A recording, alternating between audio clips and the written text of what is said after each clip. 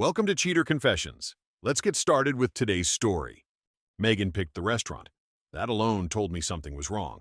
She usually hated expensive places, said they were too loud, too fake, too focused on appearances. But that Friday night, she booked a rooftop steakhouse downtown with candles on every table and waiters who spoke like they were auditioning for movies. I watched her across the table while she scrolled her phone between conversations. "You expecting somebody?" I asked. She looked up fast. "What? You've checked your phone 6 times since we sat down. It's work. At 9 at night?" She gave me a look. Calm. Practiced. "You always do this lately," she said. "Everything turns into an interrogation." I leaned back in my chair. An interrogation needs answers first. The waiter arrived with our food before she could respond. Megan thanked him too quickly, like she was grateful for the interruption. The rest of dinner moved strangely. Small talk, forced laughs, long silences. Then I noticed the overnight bag near her feet. Black leather, small enough for one night. I looked at it, then at her. "You going somewhere after this?" She took a slow sip of wine before answering. "It's just one night, Logan." There it was, calm voice, no emotion, like she was asking me to move my truck out of the driveway. "I need some space," she said. "I'll come back tomorrow morning." I stared at her for a few seconds. "With who?" Her jaw tightened slightly. "Does that matter?" "Usually." "Nothing's happening," she said quickly. "I just need time to think." "You needed a reservation to think?" That landed harder than she expected. For the first time all night, she looked uncomfortable. "Why are you trying to turn this into a fight?" she asked. "I'm not," I said. "I'm trying to figure out when you made this decision." She looked away toward the city lights. "That's not fair." I nodded slowly. "No, it's not." The check came. I paid without looking at the amount. The drive home was silent except for the turn signals. When we pulled into the driveway, Megan grabbed the overnight bag and paused before getting out. "You're seriously acting like this is a bigger deal than it is." I turned toward her slowly. "You already packed the bag before dinner." She opened the door without answering. I watched her walk inside the house, then disappear upstairs. 10 minutes later, she came back down dressed differently. Dark jacket, different perfume. The expensive one she never wore around me anymore. At the door, she stopped. "I'll be back in the morning," she said. I nodded once. "Yeah," I told her. "That's what you think." I waited until her car disappeared down the street before I moved. Not because I was emotional, because I wanted silence while I thought. The house felt strange without her in it. Too clean, too organized, like somebody had staged a version of our marriage for sale. I walked upstairs and opened her closet. Half the hangers were empty. That caught my attention immediately. Not enough clothes for somebody leaving forever, but too many missing for just one night. I stood there for a moment, then pulled my phone out and opened our shared banking app. 3 charges hit me instantly. A hotel bar downtown 2 weeks earlier, a restaurant I'd never been to, valet parking on a Tuesday afternoon when she'd supposedly been at meetings. I didn't react. I just looked at the numbers. Then I started moving. I grabbed my passport, important documents, backup hard drives, and the cash from the safe in my office. I transferred my personal savings into a separate account she couldn't access. No revenge, no games, preparation. At midnight, I took my wedding ring off and placed it on the kitchen counter beside the house keys. Not dramatic, just clear. Then I packed a small overnight bag and left. The hotel I checked into sat 40 minutes outside the city near the interstate, the kind of place businessmen used when they didn't want questions. The woman at the desk barely looked at me. 2 nights? She asked. For now. The room smelled like old carpet and cleaning spray. I dropped my bag near the bed and finally checked my phone. 3 missed calls, 2 messages. The first one came while I was driving. "You're being ridiculous." The second arrived 15 minutes later. "Where are you?" I laughed once when I read that. Not because it was funny, because for the first time all night, I understood the real problem. Megan thought she was the one leaving. Around 2 in the morning, my phone rang again. I answered this time. "Logan?" she said quickly. "Where the hell are you?" "A hotel." Silence. Then, "You actually left? You actually packed a bag? That's not the same thing." "No," I said calmly. "It's worse." Her breathing changed slightly. "You're overreacting." "Maybe." "Then come home." I looked around the empty hotel room. "No!" Another silence, then she lowered her voice. So, that's it? I rested back against the headboard. No, I said. This is just the part where I stop pretending I don't see what's happening. I checked out of the hotel early the next morning and drove straight to Caleb Foster's condo across the river. Caleb opened the door wearing gym shorts and holding a coffee mug. "You look terrible," he said. "Good morning to you too." He stepped aside and let me in without another question. When I finished, he finally said, "You think she's cheating?" "I think she's comfortable. That usually comes first." I stayed there 2 days. Megan kept calling. At first, the messages came angry, then confused, then softer. I ignored all of them. Instead, I started paying attention. Small things, patterns. I logged into our shared cloud account looking for tax documents and found a folder Megan forgot to delete completely. Most of it was harmless work stuff, but one file caught my attention. A dinner receipt from a hotel restaurant downtown. 2 people, wine, steak, dessert. Tuesday night. The same Tuesday she told me she'd stayed late at the office preparing for a presentation. I checked the date twice. Then I noticed the name attached to the reservation. Sebastian Reed. I knew the name immediately. Real estate developer, mid-40s, expensive watches. Too much confidence. Megan mentioned him months earlier and dismissed him just as fast. "He's a client," she told me back then. "You'd hate him." Turns out she was right. Caleb sat across from me while I stared at the screen. "You gonna confront her?" he asked. "Not yet." "Good." I looked up at him. He leaned back calmly. Never walk into a conversation hoping somebody tells the truth. Walk in already knowing it. That stayed with me. Later that afternoon, Megan sent another message. "Please stop doing this. We can fix it." I almost replied. Then another message arrived right after it. "I made one mistake." One mistake. Interesting wording. Not "nothing happened." Not "you're wrong." A mistake. That afternoon, Caleb and I grabbed lunch at a place near the marina. Halfway through the meal, Caleb stopped talking mid-sentence. His eyes shifted past me toward the window.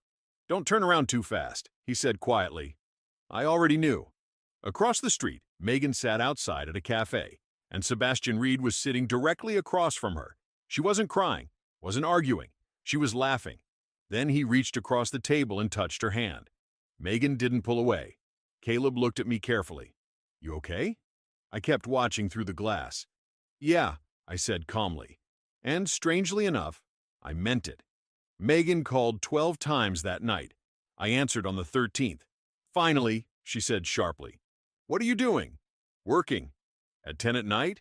"You did it for months." Silence. Then she exhaled slowly.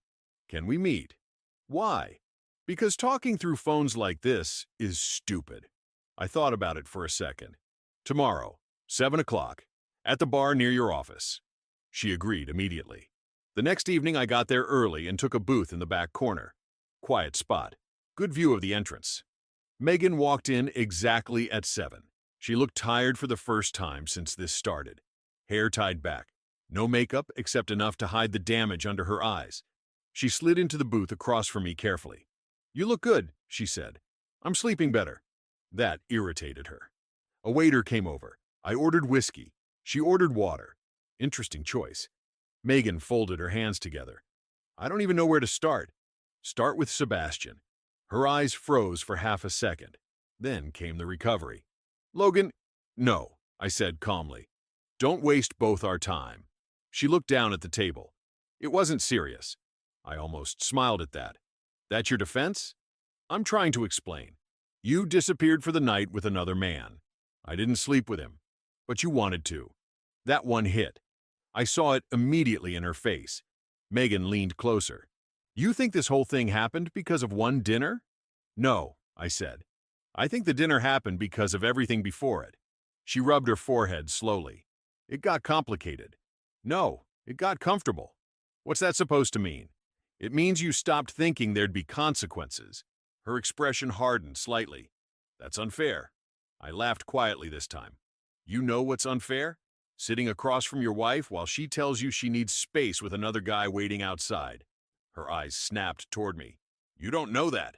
"I know enough." The waiter brought the drinks. Neither of us touched them. Finally, I asked the question that had been sitting in my head since the restaurant. "Did you think I'd still be home when you came back?" Megan answered too fast. "Of course." There it was. Not guilt, expectation. Like the answer was obvious. I leaned back slowly and nodded. Yeah, I said. That's the problem. She stared at me. What does that mean? It means you thought I'd tolerate it. That's not true. You packed a bag before dinner, Megan. She opened her mouth, then stopped. I held her eyes steadily. You didn't lose me that night, I said quietly.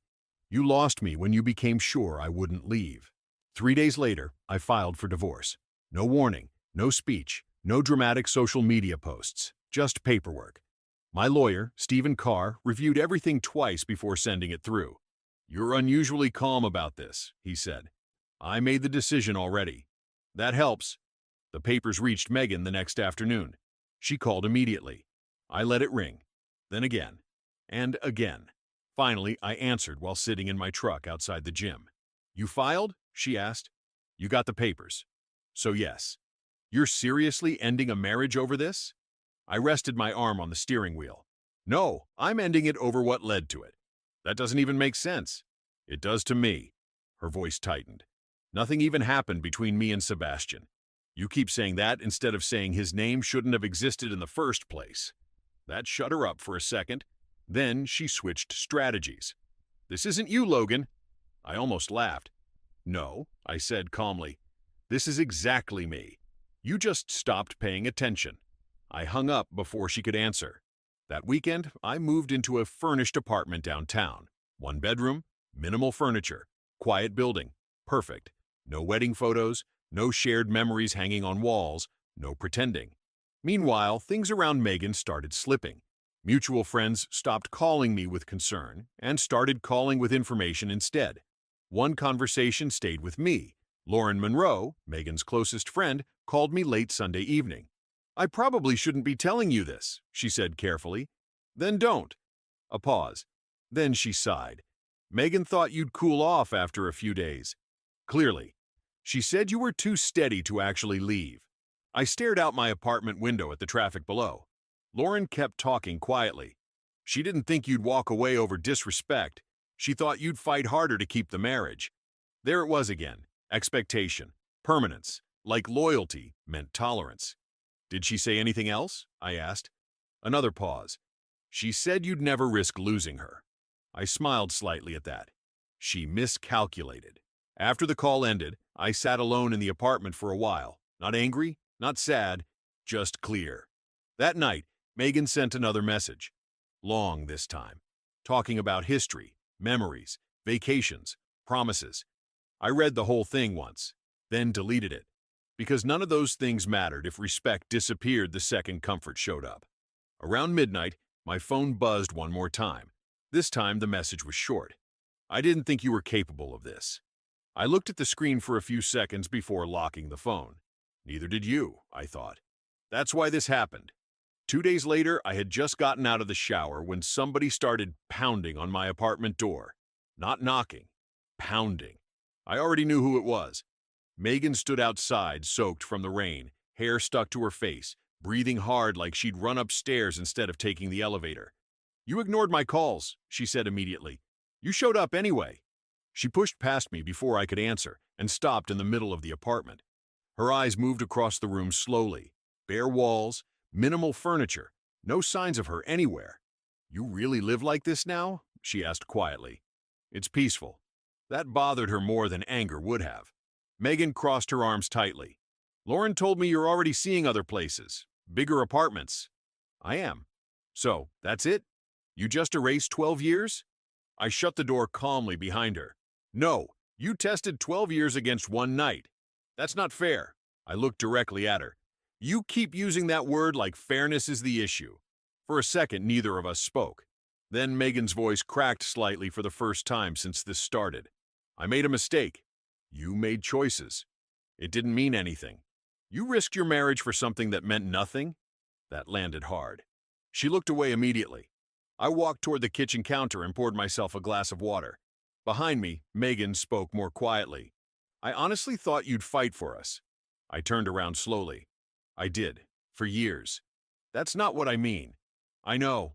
She stared at me with wet eyes now, frustrated that none of this was working. No yelling, no begging, no emotional collapse.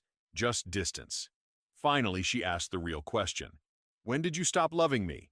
I shook my head once. That's not what happened. Then what happened? I stepped closer, close enough that she had to hold eye contact. The second you became sure I'd accept anything, I said calmly. The marriage was already over. Megan's face folded slightly after that. Not dramatic crying. Worse, recognition. She sat down slowly on the edge of the couch and covered her mouth with one hand. I didn't think you'd actually leave, she admitted quietly. I know.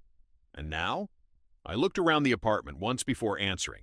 Now you know me better than you did during the marriage. She cried silently for a few seconds after that. I let her. Then, eventually she stood up, grabbed her purse, and walked to the door. Before leaving, she turned toward me one last time. Was he worth losing you? I answered honestly. That's a question you're going to live with longer than I am. The divorce took 4 months. No screaming in court. No fights over furniture. No dramatic scenes in parking lots. Just signatures, meetings, and long stretches of silence. Stephen handled most of it. I only stepped in when necessary. Megan's asking for another discussion, he told me during one call. About what? She says you're shutting her out emotionally. I almost laughed. We're getting divorced, Stephen. Fair point. By then, Sebastian Reed had already disappeared from the picture. Funny how men like that vanish once consequences become real. One afternoon, Caleb came by my apartment carrying takeout containers and a six-pack. You hear about Sebastian? He asked. No. Guy moved to Miami for some development project. I shook my head slowly. Convenient. Caleb smirked. Guys like him love excitement, not accountability. That night, I thought about Megan alone in our old house for the first time since I left. Not because I missed her, because I finally understood what happened. She hadn't wanted to lose the marriage. She wanted freedom without risk. And when risk finally showed up, she wasn't prepared for it. A few weeks later, the divorce became official. I expected to feel something dramatic when the papers came through. Relief, anger, victory. Instead, I just felt lighter. Like carrying a weight for so long you stop noticing it until it's gone. Life became simple after that. I woke up early, trained harder, worked longer hours, cooked my own meals, slept deeply. Peace stopped feeling temporary. One evening while unpacking another storage box, I found an old photograph from our 3rd anniversary. Megan stood beside me on a beach in California, smiling into the sun while I held her around the waist. I looked at the picture for maybe 10 seconds. Then I put it back in the box and sealed it shut. Not out of bitterness, just understanding. Some things belong to a version of your life that no longer exists. 2 nights later, Megan called unexpectedly. I almost ignored it. Almost. Hey, she said quietly after I answered. Hey. A long silence followed. Then finally, do you ever think about coming back? Straight question. Deserved a straight answer. No. She inhaled slowly on the other end. Not even once? I looked around my apartment. Quiet room, calm mind, no tension in my chest anymore. I thought about why I almost stayed, I said. That hurt her. I could hear it immediately. Then she asked softly, Do you hate me? No. Then what do you feel? I thought about it carefully before answering. Finished. About 8 months after the divorce, I walked past that restaurant again. Same rooftop lights, same valet stand, same glass walls overlooking the city. For a second, I almost kept walking. Then I stopped across the street with my hands in my jacket pockets and looked up at the place where everything changed. Funny thing was, the marriage didn't end there. Not really. It ended long before the steak arrived, before the wine, before Megan looked me in the eye and said she needed space. That dinner was just the first time she said it out loud. I remembered the exact way she held the glass that night.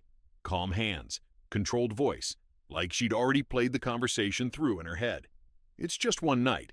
Back then, she thought the dangerous part was leaving. It wasn't. The dangerous part was believing I'd still be there no matter what happened. That was the mistake. Not Sebastian, not the hotel, not even the lying. The mistake was becoming so comfortable with my loyalty that she stopped respecting it. A car horn pulled me out of the thought. People moved around me on the sidewalk while traffic rolled through the intersection beside the building. Life continuing the way it always does. My phone buzzed once in my pocket. Work message. Nothing dramatic. I answered it while standing there. Then I looked up at the rooftop again. I didn't feel anger anymore. That surprised me at first after the divorce. I expected bitterness to stay longer, but eventually I realized anger requires attachment. And I was done carrying attachments that damaged my peace. A few weeks earlier, Caleb asked me something while we were golfing. Do you think she regrets it? I took the shot before answering. Every day. How do you know? Because she thought she was risking one night. Caleb laughed quietly. That sounded cold. It's not cold, I told him. It's accurate. Standing outside the restaurant now, I understood something else too. Leaving that night wasn't the hardest thing I'd ever done. Staying would have been harder. Staying would have meant teaching myself to accept disrespect just to avoid starting over. And once a man does that, he loses something a lot more important than a relationship. He loses the ability to look at himself honestly. I glanced up at the rooftop one last time. Then I turned around and walked away. No hesitation, no second thoughts, just forward.